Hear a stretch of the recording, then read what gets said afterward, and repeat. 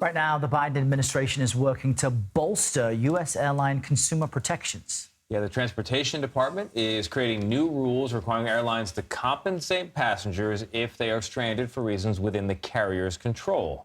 The regulations would require airlines to provide things like services beyond a ticket if they cause a cancellation or they cause a significant delay. So not only a ticket for your time, the compensation could maybe include meals, hotel rooms, transportation to said meals and hotel rooms, even rebookings on other flights. I gotta say, I love how this sounds. How practical, though, is it? Joining us now is CBS News senior transportation correspondent Kris Van Cleave. Kris, a report released just a few weeks ago found that airlines caused somewhere around 60% of cancellations measuring from October to December of 2021. So help explain to folks listening, at a minimum, what their carriers are required to do if flights are severely delayed or canceled due to reasons within the airline's control.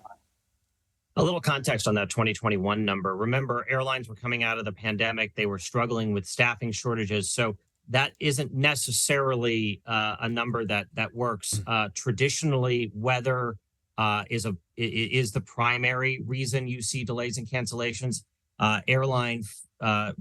It's usually a third to 40% of the time, weather being about 60% of the time. So this won't help customers in every circumstance. But you know what you're seeing here is the DOT moving to require things some airlines already do, like rebooking if your flight's delayed more than 3 hours, including rebooking on another carrier. Not every airline does that currently, as well as guaranteeing a hotel room, transportation to the hotel room, meal vouchers. DOT would also like to see some sort of monetary compensation for lengthy delays and or cancellations, as well as perhaps frequent flyer miles. And virtually no airline does that. Alaska will give you frequent flyer miles for a disruption. Kris, you know, I don't want to get too philosophical here. You touched on it a little bit, but you know this area so well. I do want to ask, so the concept of within the airline's control seems very squishy to me.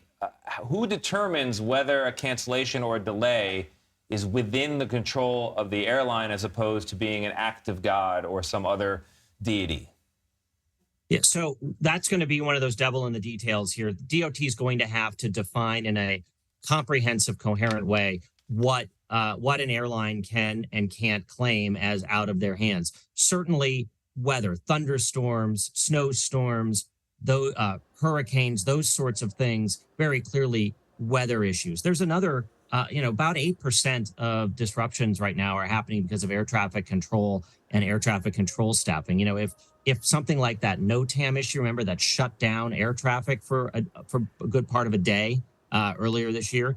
If something like that happens, it's out of the hands of the airlines, and it's certainly not a weather issue, but flyers have virtually no grounds to seek compensation from the Department of Transportation.